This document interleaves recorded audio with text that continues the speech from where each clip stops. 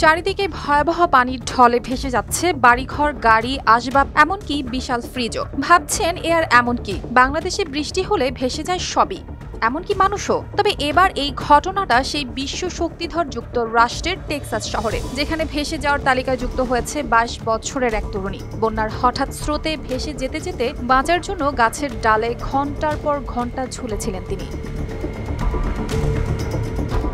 পরিবারের সঙ্গে ইনগ্রামের এক ক্যাম্পে ঘুরতে এসেছিলেন সেই তরুণী। তখনও কেউ ভাবতে পারেনি কি অপেক্ষা করছে সামনে। হঠাৎই ভয়ানক স্রোত আছড়ে পড়ল ক্যাম্পে। এক মুহূর্তেই সবকিছু এলোমেলো, তাঁবু, খাবারের বাক্স, ঘুমন্ত মানুষ। কেউ বুঝে ওঠার আগেই তাকে টেনে নিয়ে যায় একের পর এক 4টি বাঁধের উপর দিয়ে।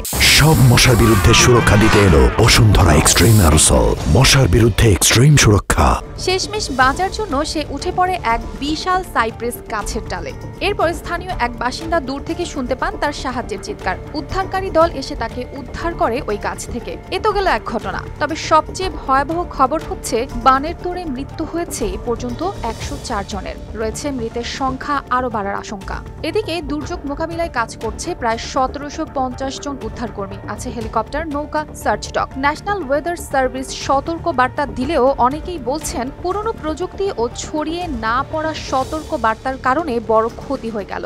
quicker we can come to a conclusion to find টেক্সাসের গভর্নর গ্রেগ অ্যাবট জানিয়েছেন পরিস্থিতি এখনো বিপজ্জনক, কারণ আগামী দিনগুলোতেও ভারী বৃষ্টির আশঙ্কা আছে। প্রেসিডেন্ট ডোনাল্ড ট্রাম্প শুক্রবার টেক্সাস সফরের ঘোষণা দিয়েছেন ও জরুরি অবস্থা জারি করে চালু করেছেন কেন্দ্রীয় সহায়তা। হোয়াইট হাউস জানিয়েছে আবহাওয়া সংক্রান্ত বাজেট কাটছাঁটের অভিযোগ ভিত্তিহীন, সতর্কবার্তা যথাসময়েই দেওয়া হয়েছিল। স্থানীয় মানুষের মধ্যে হতাশা আর আতঙ্ক, কারণ ফ্ল্যাশ ফ্লাড অ্যালি নামে পরিচিত এই অঞ্চলে এমন ভয়াবহ বন্যা প্রায় দেখা যায়। বিজ্ঞানীরা বলছেন জলবায়ু পরিবর্তনের কারণে এমন চরম আবহাওয়া, হঠাৎ বৃষ্টিপাত ও বন্যা আরও ঘন ঘন হবে।